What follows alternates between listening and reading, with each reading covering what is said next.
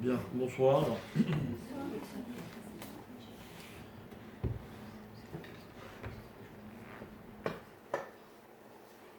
On approche donc à grands pas de Rosh Hashanah. Et comme on l'a très brièvement énoncé, rappelé la semaine dans notre dernier cours, je voudrais revenir sur une idée qui me semble être une idée fondamentale par rapport à Rosh Hashanah et à Kippour. C'est la nécessité pour chacun d'entre nous de réaliser de notre importance aux yeux d'Hachem. En effet, pour un juif croyant, le fait de risquer dans la vie à un moment ou un autre de ne pas être, on va dire, joyeux, optimiste, en forme, de ne pas être confiant en l'avenir, c'est en fait douter de l'importance de ce qu'on représente pour Dieu. Imaginons dans un contexte familial, un enfant qui serait pas sûr de ce que ses parents ressentent pour lui. Dans ce terme, il ne se sent pas important aux yeux de ses parents. Dans quel état d'esprit, dans quel état psychologique va être cet enfant? Il va être plus mal. A l'inverse, pendant une longue période de la vie, au début de la vie, quand un enfant est convaincu d'être important pour ses parents, il ne se fait aucun souci. D'accord? Dans la prière de Rosh Hashanah, de Kippour, on a déjà commencé avec les Slichot, on va sans arrêt dire à Dieu, Avinu, Malkenu, notre Père, notre Roi. Et on va dire, rappelez-vous, cette fameuse prière, à chaque fois qu'on va sonner du chauffard à Rosh Hashanah, dans Moussaf, parce que vous vous rappelez qu'on sonne une première série quand on est assis, avant Moussaf, et une deuxième série pendant la Hamida, et encore une troisième série pendant la Chazara, lorsque le Chazan récite la Hamida à voix haute. Et à chaque fois, donc il y a 6 fois, où on va dire Ayom Aratolam, Ayom Yamid Mishpat. Aujourd'hui, c'est le jour, littéralement, de la naissance du monde, c'est le jour du jugement. Im Kebanim, Im Kavadim, pardon. On est soit comme des enfants, soit comme des serviteurs. Si on est comme des enfants, Im Kebanim, si on est comme des enfants, alors comporte-toi comme un père. Si on est comme des esclaves, des serviteurs, alors on ne dépend que de toi, on n'a aucun autre recours. Ok? Et donc on va beaucoup insister sur cette relation entre le juif et Hachem en tant que père et fils. D'accord? On va être dans des jours certainement de Teshuvah, puisqu'on sait qu'on se fait juger, donc on veut faire bonne impression, on va demander pardon, entre Rosh Hashanah et Kippour, on va prendre des résolutions, on va s'engager, d'accord, tout ça on y reviendra. Mais moi je pense que tout cela n'est possible qu'à une condition, c'est que l'individu soit conscient que pour Dieu il est très important. Alors imaginez que je sois on va dire très orgueilleux, ok, je vais parler de moi, mais vous comprendrez que quand je parle de moi, en fait c'est pour que vous parliez de vous. D'accord? Et moi je vais vous dire ce que je ressens, ou en tout cas ce qu'on m'a expliqué. On m'a expliqué que le monde sans moi n'aurait jamais été ce qu'il est. D'accord? Que le simple fait que j'existe a littéralement changé le cours de l'histoire. Vous le saviez? Pour moi? Oui. Oui, vous le saviez? C'est gentil, moi. J'aurais pas été vexé, vous me disiez non, je ne savais pas. Mais c'est une réalité que l'homme doit intégrer, et on doit vivre avec cette conviction. Pas moi qui vous le dis, c'est marqué dans plein de textes. Pour ne citer qu'un exemple, la Guémara dit l'homme doit se dire Bishvili Nivra Haolam. La formulation est un petit peu différente. L'homme doit se dire c'est pour moi que le monde a été créé. Et en fait, si vous voulez, une idée sur laquelle on est déjà revenu plusieurs fois dans nos cours, mais jamais assez, en fait, il y a un lien très important entre la responsabilité de l'homme et l'assurance qu'un homme doit avoir. Quand je dis l'homme, c'est l'être humain. Ok? C'est-à-dire, si je suis conscient de ma valeur, ce n'est pas pour être ou par orgueil, c'est par sens des responsabilités. Il y a ici beaucoup de personnes qui sont des parents. Ok? Vous ressentez quoi en tant que parent? Vous ressentez quoi? Un privilège d'être parent, un bonheur, un plaisir, des galères des fois aussi, hein? Mais au-delà de tout, ce qu'un parent ressent, c'est de la responsabilité. Je suis responsable de mes enfants. Si mes enfants sont mal élevés, c'est de ma faute. Si mes enfants ne sont pas bien, c'est de ma faute. Ok? Tout est de ma faute. Ce sens des responsabilités, ce sentiment de responsabilité, il est en fait extraordinairement réconfortant dans la vie. Parce que quand je sais que je suis responsable, alors je me sens engagé, mais pas dans le sens, on va dire, négatif de la chose, mais au contraire de façon positive. On a besoin de moi. Voyez ? Et finalement, si un homme était conscient, un individu était conscient en permanence de son importance et de sa responsabilité dans la société, dans son peuple, dans sa famille, bien, il faut que je vous dise, personne ne serait jamais déprimé. Personne. En fait, je tenterai en disant que finalement, dans la déprime, il y a toujours un petit peu un sentiment qu'on ne vaut pas grand-chose. Alors moi, je suis venu vous dire ce soir que vous êtes extrêmement important. Si les gens ne le savent pas, c'est pas grave. Si vous vous en doutez, ça m'embête un peu. Mais au-delà de tout, ce qui est important, c'est que vous sachiez que pour Dieu, c'est le cas. Je vais vous démontrer à travers des textes à quel point pour Dieu l'homme est important. Ok? Premièrement, le jour de Rosh Hashanah, rappelez-vous, c'est le jour de la création de l'homme. Le monde a été créé, a commencé d'être créé le 25 Elul. Le 25 Elul, ça va être dimanche, lundi, mardi, mercredi prochain. Mercredi 25, premier jour de la création, d'accord? Jeudi 26, vendredi 27, samedi 28, dimanche 29, cinquième jour de la création, et Rosh Hashanah, c'est dimanche soir, donc lundi, sixième jour de la création, premier Tishri. Et donc il n'y a pas de hasard. On est jugé le jour de la création de l'homme. D'accord? Sur la notion de jugement, on reviendra. Peut-être pas ce soir, mais on y reviendra. Mais ce jugement-là est opéré, se déroule le jour de la création de l'homme. Alors écoutez bien, très brièvement, pour qu'on ait comme ça des repères au niveau de l'histoire. La période que nous vivons, donc on est dans le mois de Elul, on a parlé la semaine dernière du mois de Elul. Le mois de Elul commence donc Rosh Chodesh Elul, et le jour de Kippour, c'est le 40e jour depuis le commencement de Elul. D'accord? Elul, c'est 30 jours.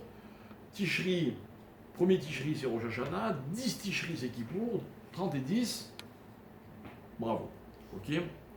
Ces 40 jours, il s'est passé quoi pendant ces 40 jours dans l'histoire? Ces 40 jours, Moshe, bravo. Moshe monte une deuxième ou une troisième fois sur le mont Sinaï, il va recevoir la Torah, il va redescendre avec les deuxièmes tables de la loi, et celles-là, on va les garder. Donc le jour de Kippour, c'est le jour de la deuxième chance. On a raté on a perdu les premières tables de la loi. Jour de la deuxième chance, donc on est en plein dans le thème de la Teshuvah, le jour du pardon. D'accord? fin d'une période où on a accepté de recevoir la Torah, on n'a pas été à la hauteur, on nous a proposé de nous racheter, etc. Et là, enfin, on arrive au bout de ce projet, la Torah nous appartient réellement, on va commencer à l'étudier. Ok? Mais avant ça, il y a une première phase qui est le mois de Elul, et une deuxième qui est le premier Tishri, Rosh Hashanah, création de l'homme, pour aboutir à Kippour, don définitif de la Torah. Vous voyez un petit peu, ça c'est donc articulé autour de ces trois moments importants. On ne va pas les étudier tous les trois maintenant, on va parler de Rosh Hashanah. Ok? Comme d'ici Rosh Hashanah, il nous reste ce cours, et j'espère celui de la semaine prochaine. Donc on a tout juste le temps de comprendre de quoi on parle.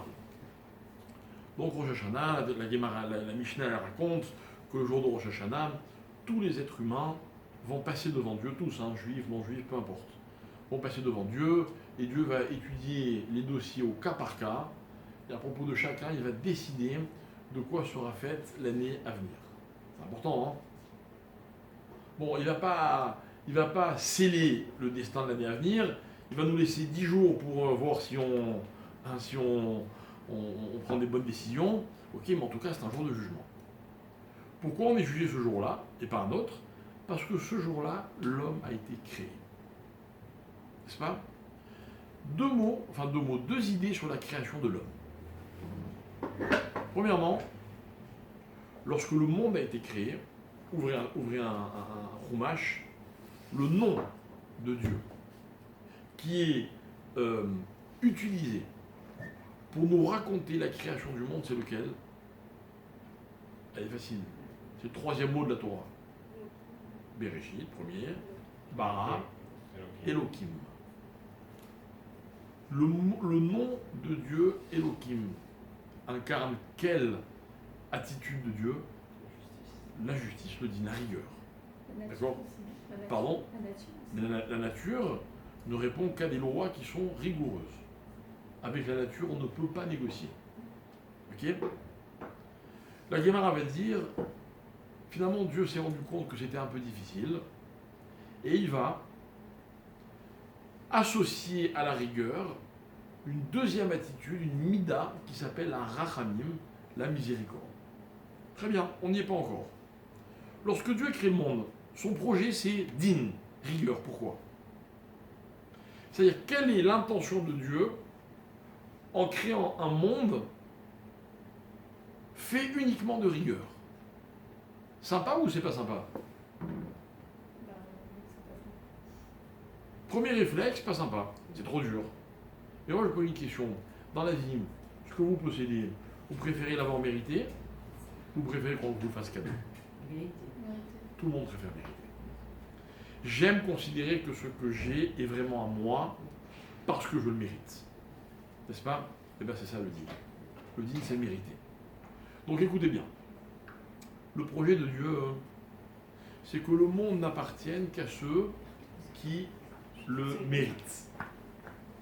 Mais pour mériter, pour être sûr que quelqu'un mérite, il va falloir qu'on se pose la question. Ok? Et c'est quoi de se demander est-ce qu'une personne mérite ou pas? C'est la juger. Donc écoutez bien, le monde, dans son origine, n'est censé n'appartenir qu'à ceux qui ont été jugés favorablement. C'est un sacré programme, hein? Et puis Dieu, il a un peu tempéré en disant non, ça risque d'être un peu compliqué. Donc finalement, des fois, je vais être digne, et j'insisterai uniquement sur ce que les hommes méritent, et des fois, je serai un peu plus souple.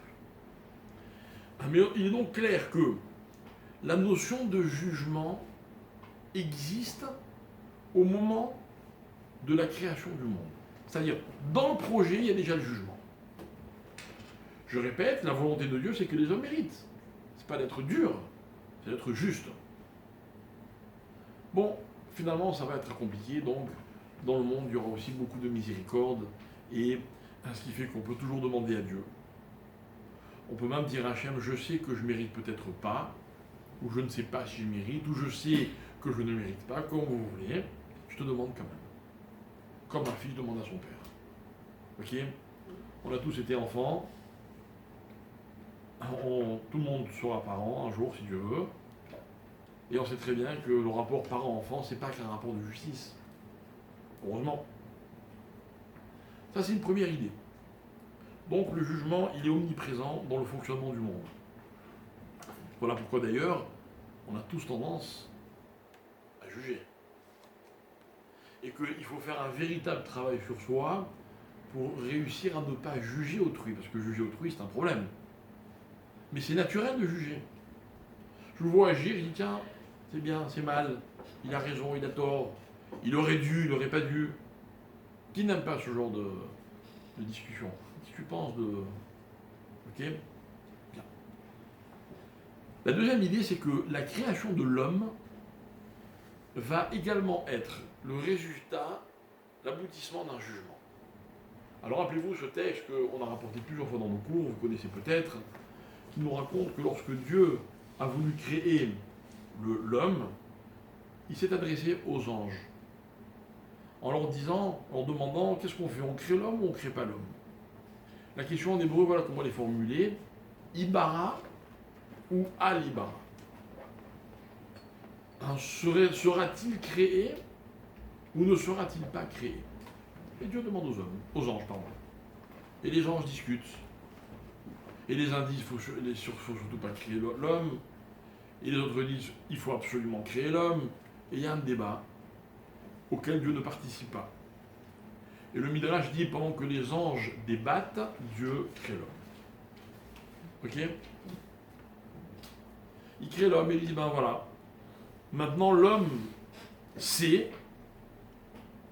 qu'avant de le créer, j'ai eu des doutes.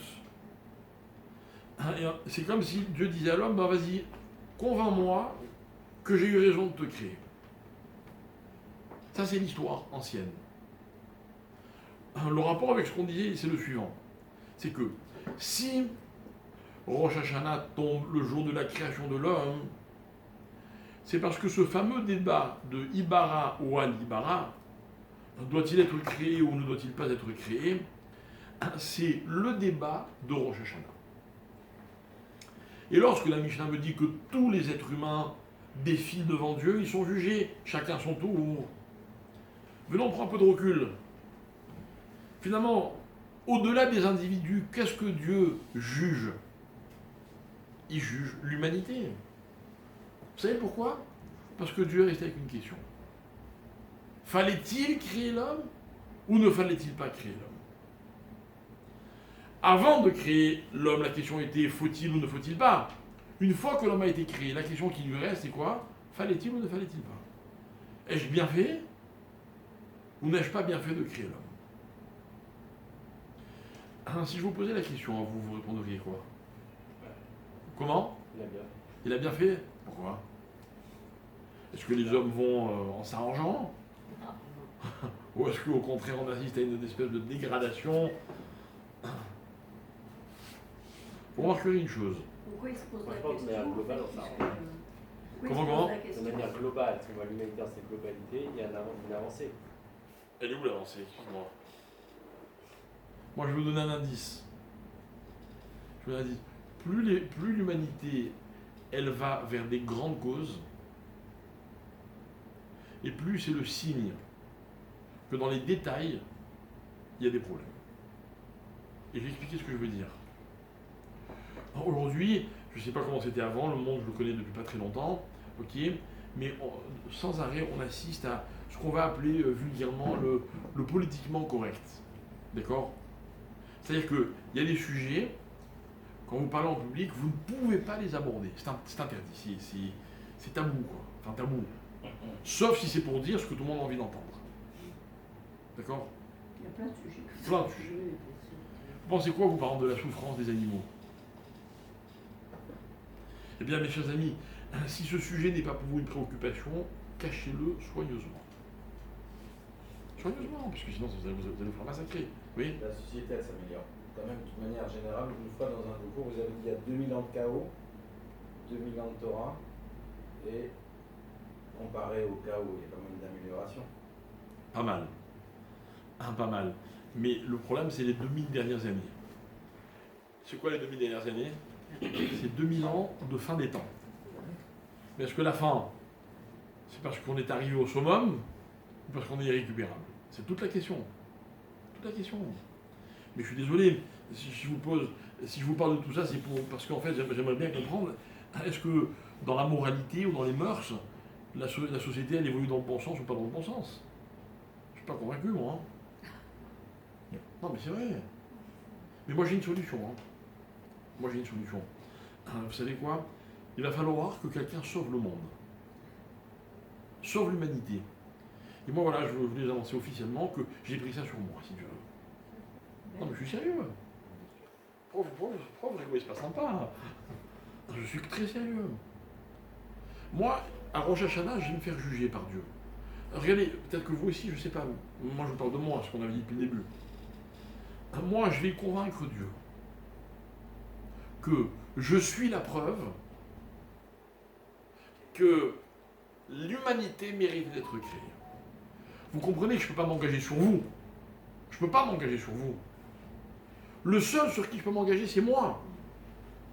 Moi, je vais dire à Dieu, écoute, si tu me laisses encore une année, tu vas voir à quel point tu as eu raison de créer l'homme. Oui. C'est pas, moi, il n'avait pas fait ça. Oui, mais ça fait longtemps, hein. Oui, c'est un peu le même système en fait. Non? Bien sûr, vous croyez que j'ai inventé l'histoire? Oui, on va faire que reproduire ce qui a toujours été fait, c'est clair. Maintenant, chez Abraham, c'était un peu plus évident, parce qu'Abraham, il sortait vraiment du lot dans l'humanité. D'accord? En ce qui me concerne, je peux comprendre que les avis divergent. D'accord? Mais, mes chers amis, c'est la responsabilité qui repose sur nos épaules à tous à Rosh Hashanah. Parce que si le jugement de l'homme se fait à Rosh Hashanah, et que c'est tous les hommes qui vont être jugés, c'est donc que Dieu remet en question toute l'existence de l'homme. Et pourquoi Dieu s'arrête sur chacun d'entre nous et il ne fait pas un jugement global? Vous savez pourquoi? Parce que Dieu se dit peut-être qu'il y en aura au moins un pour le convaincre qu'il avait raison. Et vous savez quoi, j'ai une super nouvelle pour vous. Je vous la confirmerai dans quelques jours. Mais dans quelques jours, je pourrai vous dire que Dieu a décidé l'année dernière que l'homme valait la peine d'avoir été créé. La seule question à laquelle je n'ai pas la réponse, c'est Sora. Grâce à qui?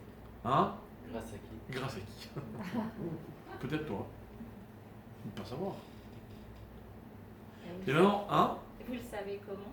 Que. Qu'Hachem, On est toujours là. Ah bah si on est toujours là à Rosh Hashanah, ça Oui. voudra dire que Dieu avait décidé que. on est dans la chronologie du temps, on ne sait pas. Mais aussi, puisqu'on est encore là, 5783 fois bientôt. Enfin, 2 fois, hein, si on considère que l'année écoulée est une confirmation. Comment? Ouais, chacun a son intérêt, chacun gagne à être connu. C'est exactement le débat. Ah, mais juste avant qu'au commencement de notre cours, on disait qu'en fait, c'est pas que chacun est capable de prouver à Dieu que l'humanité valait la peine d'être créée. Ça repose sur chacun d'entre nous. Vous comprenez que, regardez-moi dans les yeux, c'est peut-être vous cette année. Ça va peut-être être vous. Peut-être que tout dépend de vous. C'est-à-dire qu'en fait, un homme qui est à la hauteur du projet d'Hachem, ça suffit pour Dieu. Non, mais j'ai du mal à comprendre qu'il y ait des gens qui manquent d'assurance, franchement. Ils ne sont pas au courant de ce que je suis en train de vous dire. Alors, c'est des belles phrases, tout ce que je vous ai dit, mais je sens que je ne vous ai pas encore vraiment convaincu. Donc il me reste encore un petit moment pour tenter de le faire. Ok? Voilà. On va expliquer, on va essayer de trouver dans la Torah où il est question de... Où est-ce que la Torah donne autant d'importance à l'homme que ce que je suis en train de vous dire. Ok? Alors voilà, il y a un texte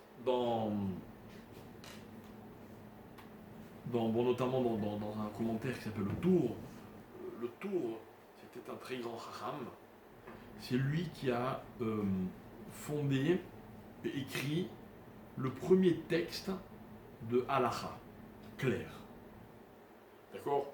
Tous les décisionnaires de halakha vont fonder leurs études et leurs enseignements sur le Tour. Le Tour, il a écrit la halakha littéralement en 4 colonnes, les Arba Tourim. Ok, pour ceux qui connaissent, Orach Chaim, Even Haezer, Rochen Mishpat. Ok, et là-dessus, le Shulchan Aruch va écrire son œuvre. Le Shulchan Aruch commencera par un commentaire sur le Tour. Puis après, il va résumer tout ça dans un livre qui s'appelle le Shulchan Aruch. Et le Shulchan Aruch, c'est la base de la halakha. D'accord? Ce Chacham-là, il va écrire la chose suivante. Il va ramener un verset. Un verset qui dit on est dans le début de Devarim, il y a marqué là-bas dans la page de Vaetranan, qui mi goy gadol, asherlo Elohim, kerovim elav. Kachem Elokenu bechol korenu elav. Je traduis. Qui mi goy gadol, qui est un grand peuple. Asherlo, qui dispose de Elohim, Dieu, kerovim elav. C'est qui est un grand peuple dont Dieu est proche. Qui? Peuple juif. Le verset continue. Qu'Hachem Elokenu, comme notre Dieu à nous, Hachem, Bechol Kor Eno Elav, à chaque fois qu'on se tourne vers lui. Nous, on a une chance inouïe. Dieu est proche de nous. Ok? Vous savez, il vous est peut-être déjà arrivé de demander des choses à Dieu et d'avoir eu le sentiment de ne pas être répondu. Vous êtes arrivé? Ouais. Vous avez demandé la guérison pour un malade, il n'a pas guéri. Vous avez demandé ceci, cela, puis ça ne s'est pas fait. Alors, regardez, si jamais vous avez des fois le sentiment de ne pas être entendu par Dieu, permettez-moi de vous citer un verset très connu dans le psaume 145. Le psaume 145, c'est le Ashrei Yoshvei Betecha, qui commence en fait par Tehillah et David. Et ce psaume qui est rédigé selon l'ordre alphabétique, à un moment, il y a un verset qui commence par la lettre Kouf, dans lequel il est écrit Karov Hashem Lechol Korav. Traduisons, Dieu est proche de tous ceux qui l'appellent. Lechol Asher Ikraou Behemet. Et David Ameller précise, de tous ceux qui l'appellent vraiment. Et ce verset, vous savez pourquoi il est extraordinaire? Parce que il me rassure en me disant, t'inquiète pas, Dieu est toujours proche de toi. Il suffit juste de l'appeler. Mais ce qui est encore plus beau, c'est que ce verset ne me dit pas que Dieu me répond. Parce que moi, il me semble certaines fois que ce qu'il me faut, c'est que Dieu exauce ce que je lui demande. Mais Dieu il me dit, non, je te donne beaucoup mieux que ça. Je suis proche de toi. Vous savez, moi, mes parents, ils ne m'ont pas toujours donné tout ce que je leur ai demandé. Mais jamais ils m'ont donné le sentiment que j'étais loin d'eux, ou qu'ils étaient loin de moi. Et finalement, dans la vie, ce qui rassure, c'est pas de savoir, d'avoir ce qu'on veut, c'est de savoir qu'on est proche de ceux qui sont importants, de ceux qui décident, de ceux dont je dépends. Et finalement, être un juif croyant, c'est être un juif qui se sent proche de Dieu. Et voilà ce que dit le verset. Alors, il y a marqué dans la Gemara, Rabbi Chanina et Rabbi Yoshua Omrim, ils vont expliquer ce verset, ça veut dire quoi? Être proche de Dieu. Écoutez bien l'explication, elle est incroyable. Elle est incroyable. Les Chachamim vont dire, Mi Goy Gadol, qui est un grand peuple proche de Dieu. Ils vont faire un jeu de mots. Ils vont dire, vous savez pourquoi on est proche de Dieu? Parce qu'on a grandi avec Dieu. Et les Chachamim vont dire, comme deux frères qui grandissent ensemble, ben, ils se connaissent à la perfection. Même si des fois il arrive qu'ils ne soient pas ensemble, mais ils sont toujours proches, ils se connaissent parfaitement, ils ont grandi ensemble. Alors regardez, la folie des hommes. Alors ce texte va être expliqué de la façon suivante. Nous et Dieu avons grandi ensemble. Que moi j'ai grandi avec Dieu, d'accord. Bon, qu'est-ce qu'on a dit aussi? Qu'est-ce qu'on dit aussi dans ce verset? Que Dieu a grandi avec nous. En d'autres termes, sans nous, Dieu il n'aurait jamais été ce qu'il est. Quoi. Vous vous rendez compte? Vous vous rendez compte de ce que dit la Torah? Est-ce que vous vous rendez compte, mes chers amis, de l'importance de l'homme à travers ce petit verset. Enfin, de l'homme juif en tout cas. Hein. L'homme juif, c'est celui qui a permis à Dieu de grandir. Ah, Dieu m'a permis à moi aussi de grandir. Mais moi aussi, j'ai permis de grandir. Hein? C'est un être suprême comment? Alors, la question posée là, on peut la poser un peu différemment. Que veut dire grandir pour Dieu? Que veut dire grandir pour Dieu? C'est quoi être grand dans la vie? Il y a des gens grands ici? Grandir, c'est pas évoluer. Non, d'accord, mais ça c'est facile, on a juste remplacé le mot. Mais à quel moment de la vie, je peux dire, bon bah j'étais petit et maintenant je suis grand? C'est quoi? C'est une question d'âge?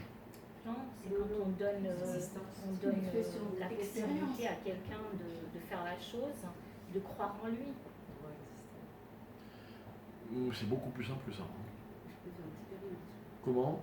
L'expérience, c'est quand que je sais que j'ai acquis l'expérience.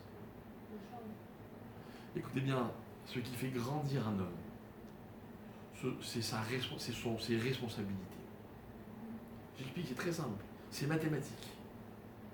Quand dans la vie, je ne suis responsable que de moi-même, je ne suis pas grand-chose. Dès le moment où je suis responsable d'autres personnes, je suis tout de suite plus que ce que j'étais avant. Et c'est ça être grand. Et comme nous les Juifs, on n'arrête pas de rappeler à Dieu qu'il est responsable de nous, hein, qu'on a besoin de lui, que sans lui on est perdu. Hein. Donc on le fait grandir à Dieu. Mais attention, il nous a bien répondu. Hein. Il a dit, moi aussi j'ai besoin de vous. Voilà, 613 mitzvot. Alors maintenant, qui est petit et qui est grand? Et toute l'histoire, c'est là qu'elle se situe. Ok? Et en fait, on va se rendre compte que Akadosh Baruch Hu, dans toutes les mitzvot qu'il donne à l'homme, vous savez, des fois, on pourrait avoir l'impression que la Torah, elle est lourde pour l'homme. Elle est difficile à supporter, en tout cas à accomplir. Elle m'interdit un tas de choses, elle me donne un tas d'obligations. Et moi, j'ai pas toujours la force, pas toujours l'énergie, j'ai pas toujours l'envie. Alors moi, je vous propose de voir les choses un tout petit peu différemment. Les mitzvot, mes chers amis, ce ne sont pas que des obligations. Ce sont d'abord des responsabilités. On a parlé tout à l'heure de la souffrance animale. Ok? J'ai une question. Quelle est ma responsabilité vis-à-vis de l'animal? Voilà le problème. Voilà le problème. Il y a des tas de sujets dans la Torah qui dérangent la société. Pourquoi l'homosexualité est mal vue par la Torah? Pourquoi? Parce que l'homosexualité, c'est un manque de responsabilité.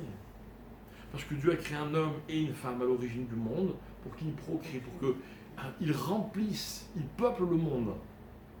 Celui qui décide de ne pas jouer ce rôle, il n'assume pas sa responsabilité. Pourquoi vous croyez que dans les milieux religieux, on a beaucoup d'enfants? Pourquoi? Parce qu'avoir des enfants, c'est une responsabilité. On est là pour peupler le monde. Et plus on en a, et plus on est grand, quoi. C'est ça l'idée. Alors écoutez bien, il y a un verset qui va dire quelque chose d'extraordinaire. On est dans le prophète Yeshayahu. Il va dire la phrase suivante, donc je prends un verset au milieu une partie d'un verset. Dans ce verset, Dieu dit, il va dire comme ça, Atem Edai Veani El. Vous êtes mes témoins et je suis Dieu. Et le nom de Dieu qui est employé dans ce verset, c'est le nom El, Aleph, Lamed, qu'on dit normalement Kel, on le prononce comme ça, ok, et qui, plus que tous les autres noms, exprime la bonté de Dieu, le chesed d'Akadosh Baruch Hu. D'accord? Alors je vais expliquer.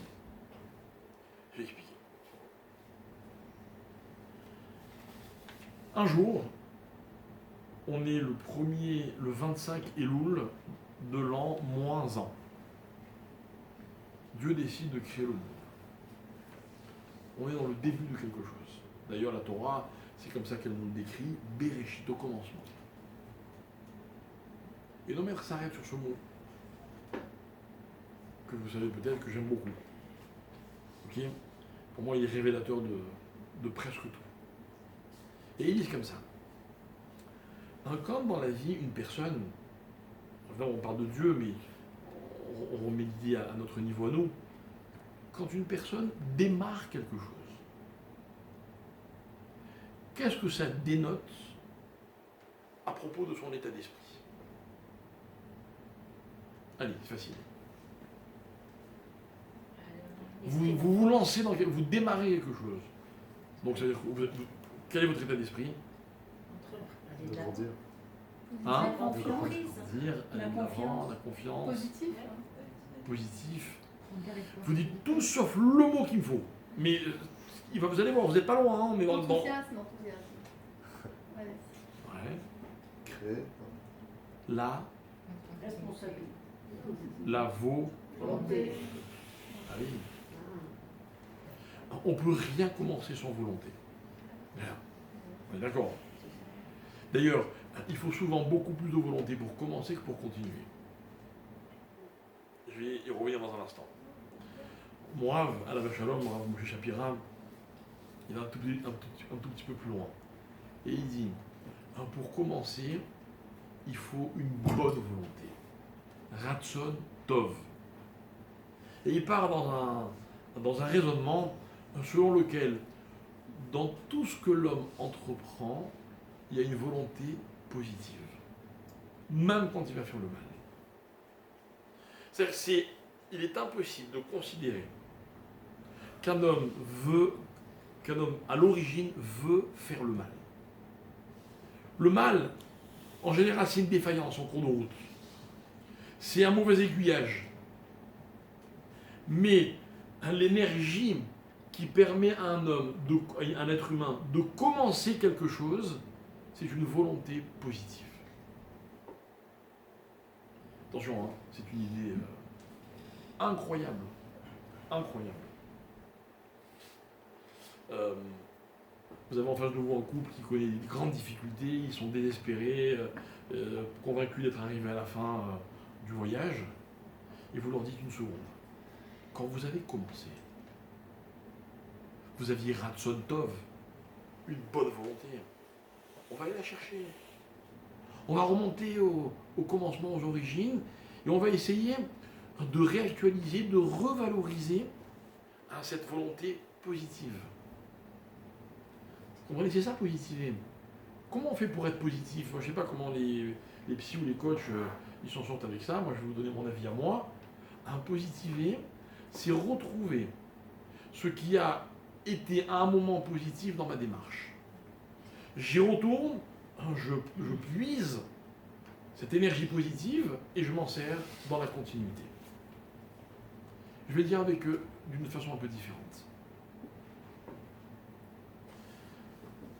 Commencer, c'est un miracle. Continuer, c'est naturel. Ok?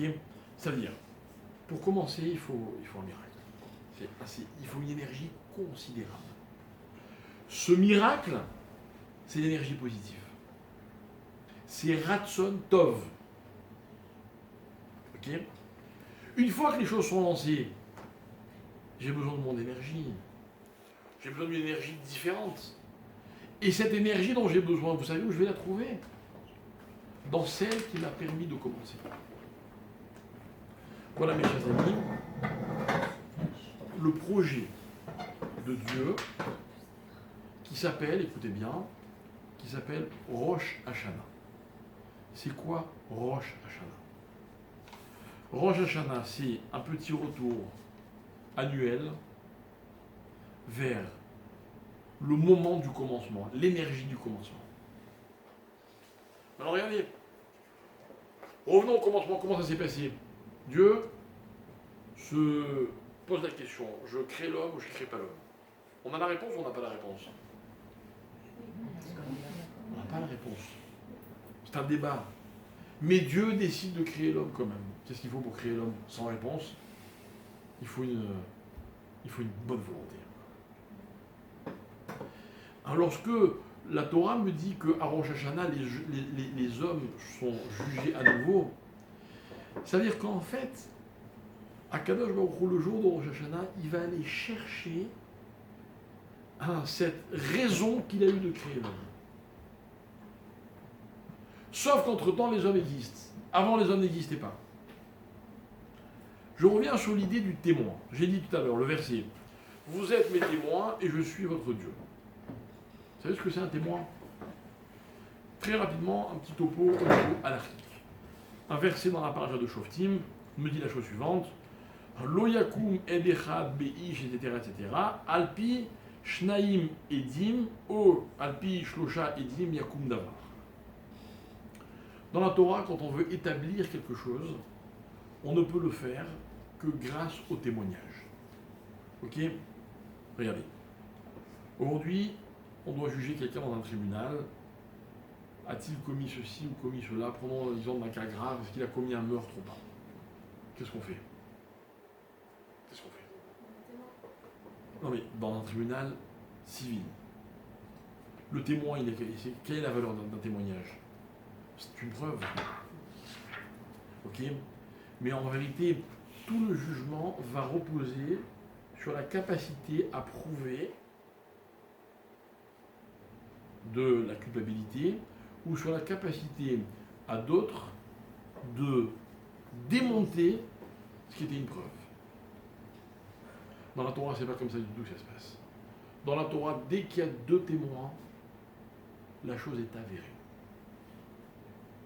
Alpi, Shnaim, Edim, Yakum, Davar. Une chose existe sur la foi du témoignage de deux personnes. Alors évidemment, ça demande beaucoup d'approfondissement, de compréhension, etc. Mais laissons tomber maintenant le concept du témoignage. Pourquoi deux témoins?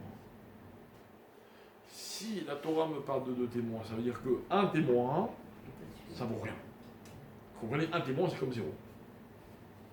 Donc imaginez que j'ai le Gadol Hador, d'accord, le Moshe Rabbeinu de la génération qui vient témoigner dans un tribunal. Et il dit j'ai vu. Et on lui dit monsieur, on est désolé, avec tout le respect et la considération et la confiance qu'on a en vous, votre témoignage il est nul et non avenu. Et puis à ce moment-là arrive un petit enfant qui a 13 ans et un jour, d'accord, ou une personne très simple, peu importe, il a dit moi aussi j'ai vu. Ah, toi aussi tu as vu? Ok. Donc le premier témoignage est vrai, donc la chose est avérée, donc on va agir en conséquence. Mais pourquoi est-ce qu'il faut toujours deux témoins? Pourquoi pas un seul? On peut se tromper. Confirmer. Confirmer? Oui. Quoi? Le Gadol Hador il a dit et l'enfant il vient confirmer? Quand vous me parlez? Écoutez bien. Nos maîtres vont expliquer la chose suivante. Nos maîtres vont nous dire que, en fait, un témoin, il a vu. Donc finalement, un témoignage, c'est un regard sur ce qui se passe. Dites-moi, mesdames et messieurs, est-ce que deux personnes, il existe que deux personnes aient le même regard identique sur un événement? C'est impossible. C'est impossible. Encore une fois, je ne suis pas venu vous flatter, mais juste vous redire l'importance qu'est la vôtre. Vous êtes unique. Vous savez que vous êtes unique au monde. C'est-à-dire, la vision, la lecture que vous avez de ce qui se passe, elle est unique. Donc maintenant, moi, je viens et je raconte, j'ai vu. C'est ma lecture de l'événement. C'est ma perception des choses. Ça ne peut pas suffire. Mais si une deuxième personne raconte à l'identique ce que moi j'ai vu, ça ne peut pas être un hasard. Bon, attention, hein, on va les cuisiner, les témoins. Hein. On ne va pas dire, ah, ils ont témoigné, c'est bon, monsieur, vous êtes passible de... Pas du tout. Le témoignage, c'est une vraie procédure. C'est pour ça que je ne veux pas maintenant rentrer là-dedans. Mais pourquoi deux témoins? Parce que deux visions de deux personnes différentes, de deux univers qui sont semblables, c'est la meilleure preuve qu'une chose s'est vraiment déroulée. À part ça, il y a encore autre chose. Si moi, je sais que quelqu'un d'autre a vu, quand je vais raconter, je vais être obligé d'être très fidèle à ce qui s'est passé.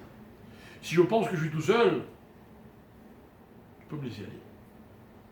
je vais intervenir, c'est-à-dire moi, mon propre jugement dans mon récit. Quand je sais que quelqu'un d'autre a vu aussi, je suis obligé de coller fidèlement à la réalité. Alors il y a un verset, je vous l'ai cité à l'instant, qui dit quelque chose d'incroyable, il dit, vous savez qui nous sommes, nous, pour Dieu? On est des témoins. Regardez, je parle des hommes, d'accord? Pour les dames, c'est un peu différent, mais je parle des hommes, c'est à titre d'exemple pour qu'on comprenne l'idée. Vous savez qu'un juif doit avoir sur lui, tous les jours de sa vie, 2 témoignages de l'existence de Dieu et de ce que c'est lui qui a créé le monde. C'est quoi les 2 témoignages? Brit Mila, 1, et le deuxième c'est quoi? Tfilin. Et Shabbat, il n'y a pas des Tfilin. Non, Shabbat en soi. Comme il y a le Shabbat, on n'a pas besoin d'être Tfilin. C'est pour ça qu'on ne met pas le Shabbat. D'accord? Ça veut dire quoi? Ça veut dire qu'en fait l'homme, toute sa vie, c'est un témoignage de l'existence de Dieu. Mais si un témoignage, c'est une vision, une perception, une lecture unique, ce que moi je raconte dans le monde, dans la vie, personne d'autre ne peut le raconter. Vous vous rendez compte? Vous vous rendez compte que vous, en tant que juif, vous racontez qui est Dieu? Vous le racontez en faisant une prière, en allumant une bougie le soir du Shabbat, en donnant une pièce à un pauvre, en faisant une bénédiction quand vous buvez un verre d'eau. Tout ça, c'est quoi? C'est raconter Dieu, en venant assister à un cours. Mais votre façon à vous de raconter Dieu, elle est unique. Personne ne peut le raconter comme vous, Dieu. Peut-être que d'autres peuvent le faire mieux que vous, possible, mais comme vous, c'est pas possible. Alors voilà, mes chers amis, toute l'idée, c'est celle-là. C'est quoi le jugement de Rosh Hashanah? Le jugement de Rosh Hashanah, c'est que la vie, l'année, ça veut dire le cours de ma vie fait que je peux commettre des erreurs. Je peux commettre des erreurs. Je peux n'avoir pas été à la hauteur, c'est possible. Mais le moment de vérité, c'est-à-dire le moment de Rosh Hashanah, c'est quoi? C'est un moment dans lequel je viens dire à Dieu, et Hachem, je suis témoin. Je suis témoin de ce que tu es, de ce que tu existes. Et mon témoignage à moi, il est unique. Et personne d'autre ne pourra témoigner comme moi je témoigne. Tu as tout intérêt à me donner encore une année.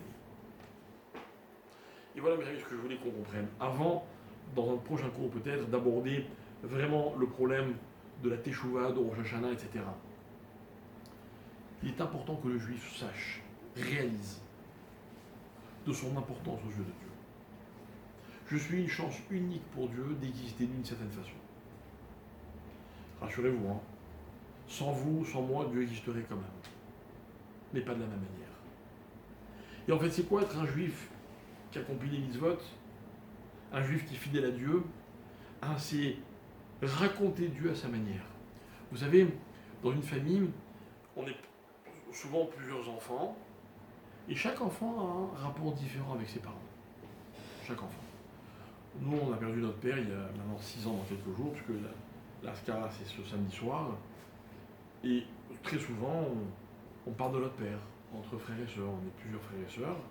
Ok? Et c'est incroyable parce que combien de fois on a rapporté des histoires ou des enseignements ou des conseils ou des situations et chacun le racontait à sa manière. Mais non, c'est pas comme ça que ça s'est passé. Mais non, c'est pas ça qu'il a dit.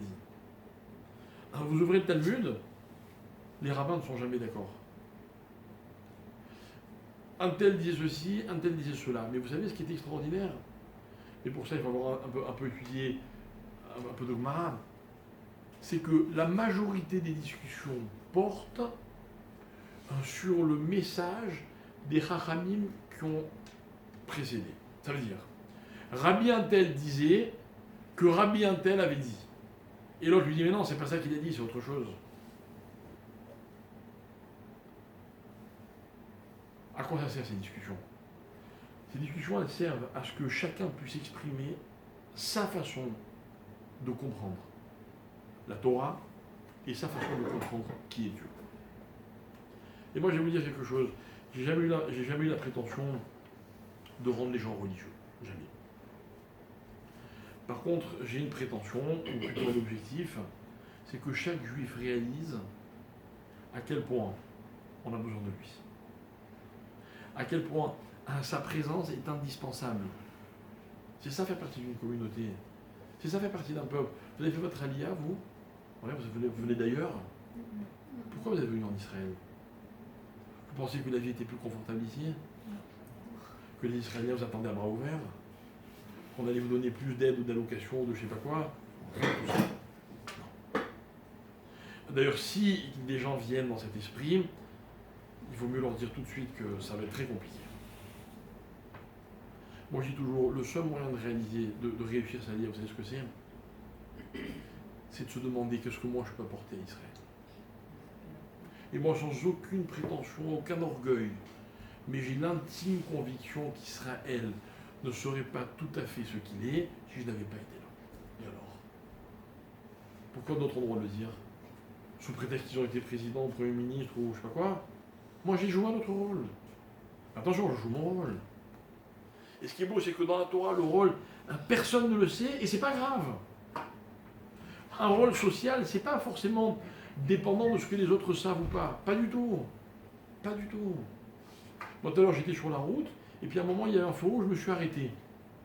Et le gars d'en face, il a démarré parce que son feu est devenu vert. Il n'a pas réalisé, mais c'est grâce à moi qu'il a pu passer. Je me suis arrêté, je l'ai laissé passer. Mais c'est vrai, je rigole quand je prends cet exemple, mais c'est exactement ça une société. La Torah, c'est ça. Lorsque Dieu crée l'homme, il se demande est-ce que l'homme vaut la peine d'être créé ou pas. Et tout à l'heure, je vous ai amené vers cette réflexion, est-ce que l'humanité ou la société dans sa globalité, elle avance ou elle recule? Vous savez, moi je n'aime pas perdre de temps avec des questions ou avec des problèmes auxquels je n'ai pas de solution. J'aime pas. J'aime pas.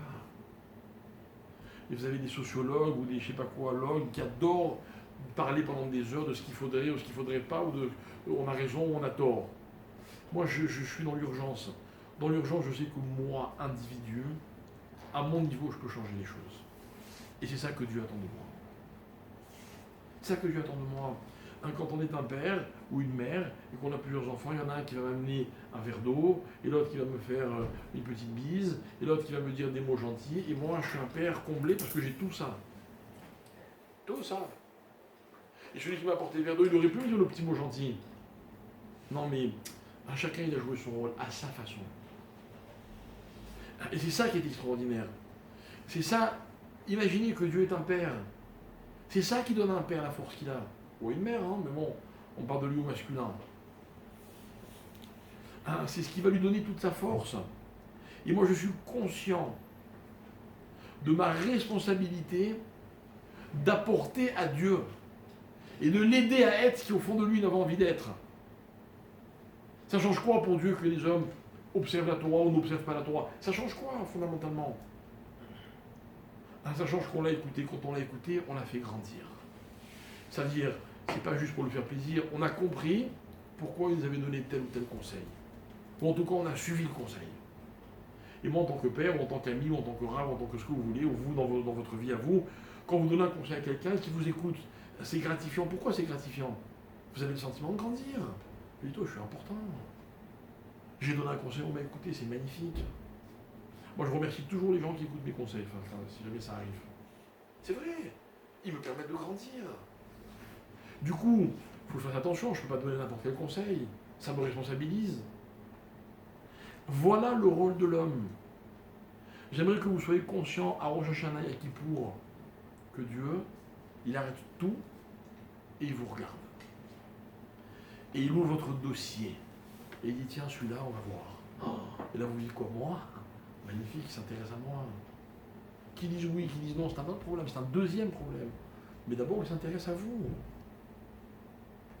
Pour moi, Rosh Hashanah, c'est la fête, le moment de l'année, dans lequel l'homme, regardez comme c'est paradoxal, l'homme il est jugé, ça fait peur d'être jugé. Mais en même temps, il n'est jamais aussi important pour Dieu que ce jour-là. Et vous savez quelle est la preuve? La Gemara dit quelque chose de très beau.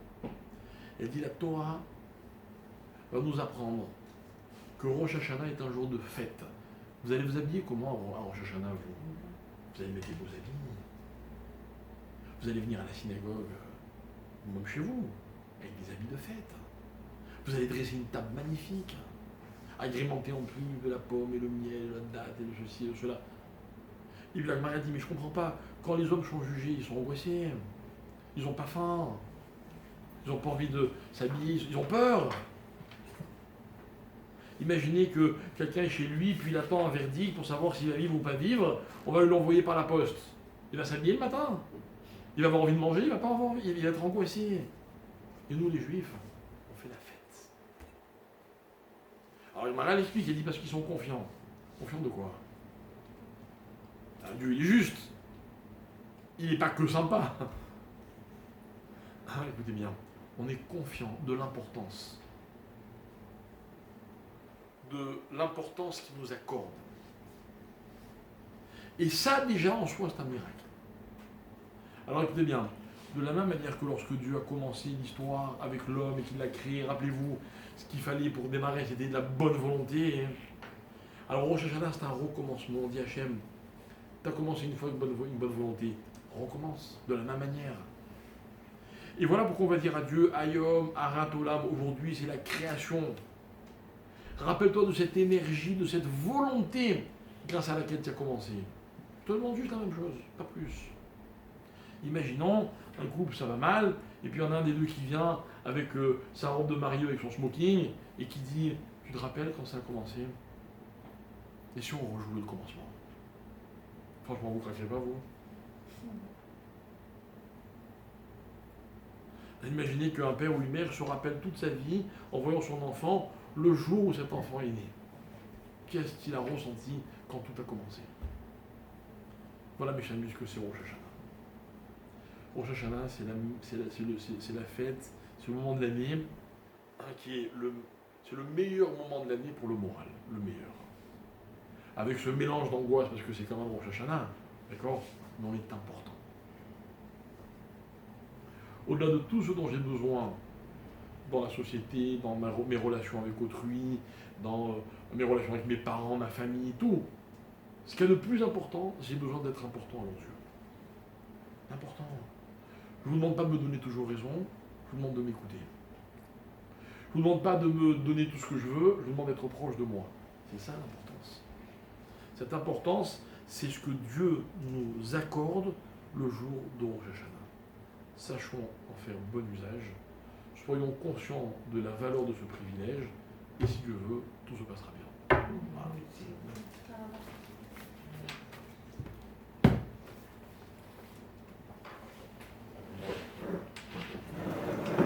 Je vous ai assommé, quoi.